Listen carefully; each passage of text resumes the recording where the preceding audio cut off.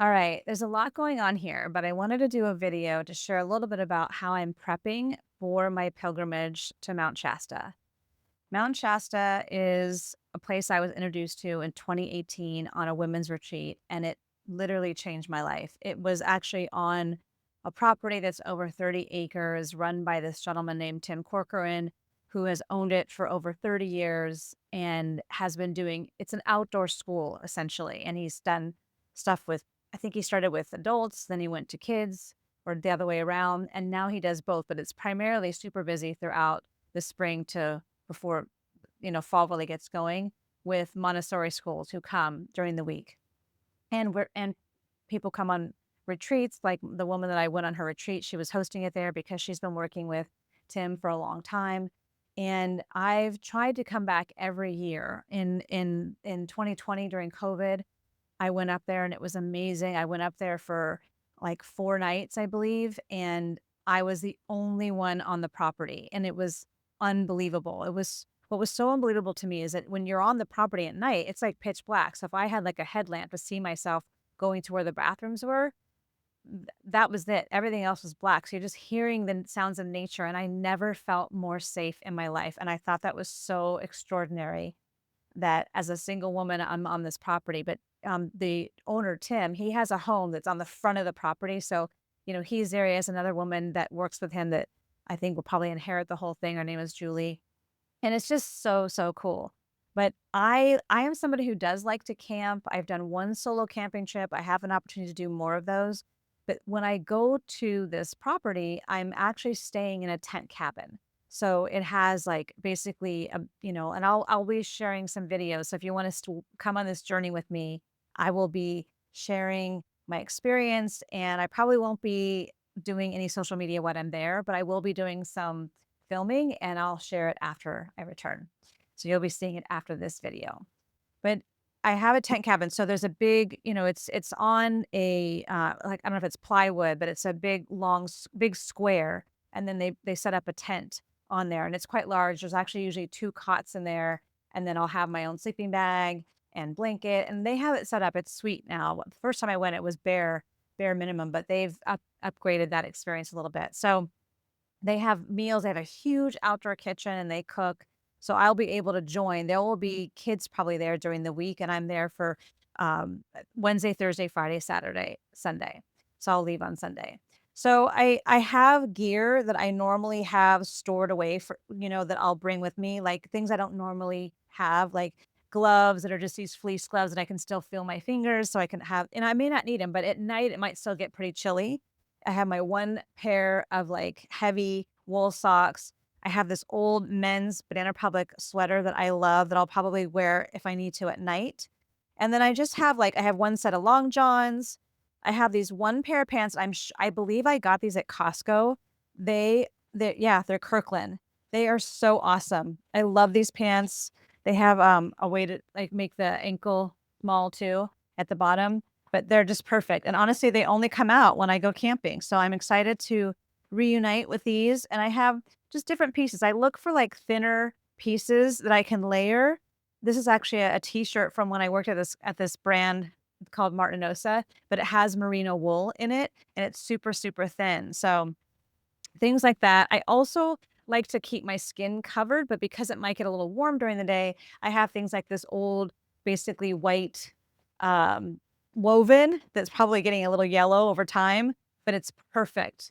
So it's super, super light, but I can be covered and not, not have too much sun exposure. And then this is their logo. This is my sweatshirt from them, and I like to bring it up with me. I got my PJs. I got my overalls, and I have a jacket that I may not need. I probably won't need, but just in case. This is also from Costco.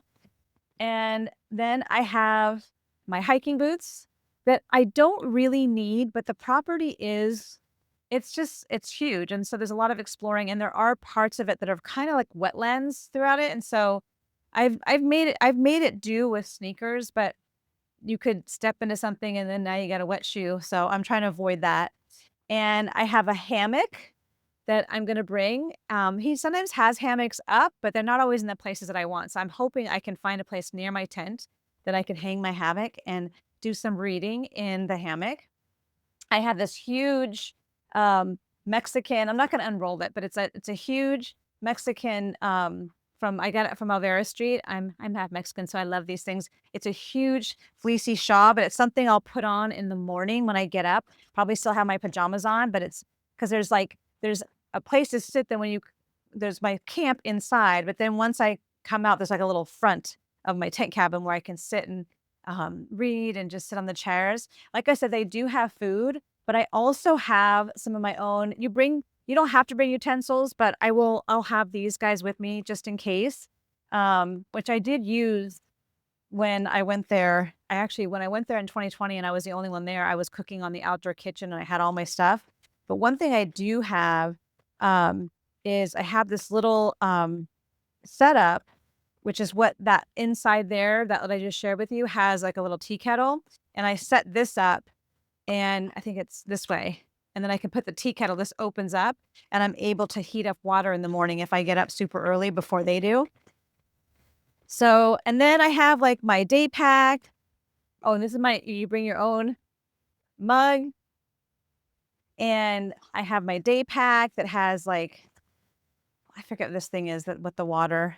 One of the things that I always recommend, I have this light and it's so awesome. You blow it up and it's totally solar. So I end up having light.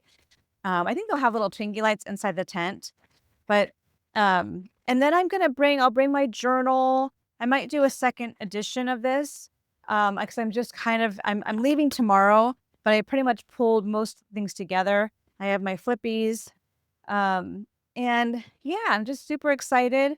And the opportunity, like my intention, let me see here. I'll move this a little bit, actually. Come back over here.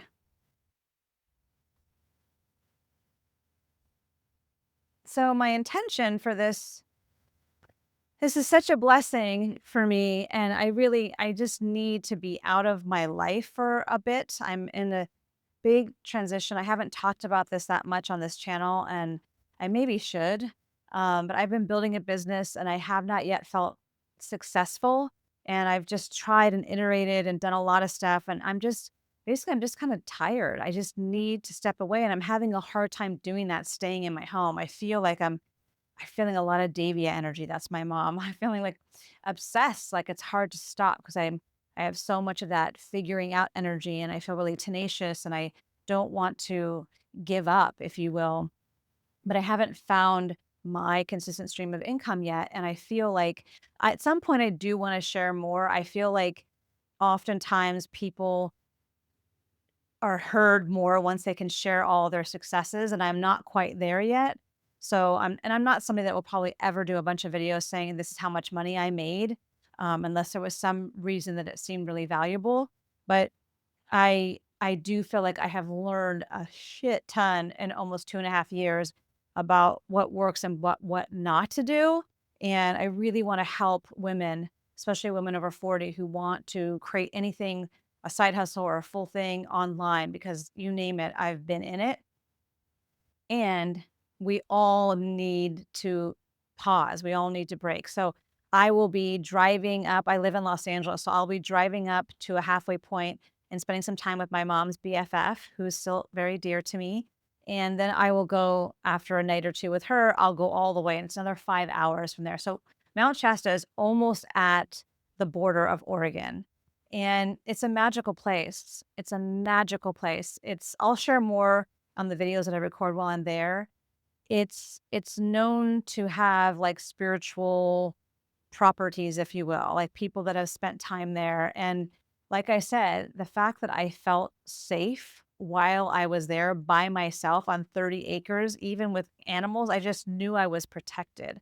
It's like holy ground.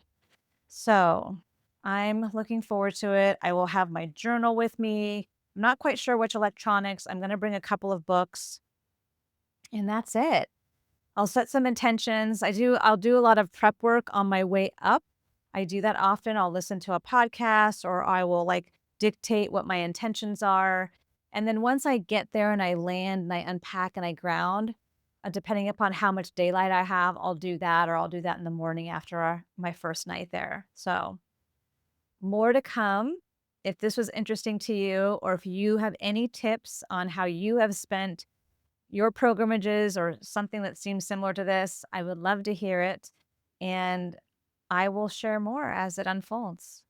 My name is Jennifer Herrera. I so appreciate you being here. I will see you tomorrow.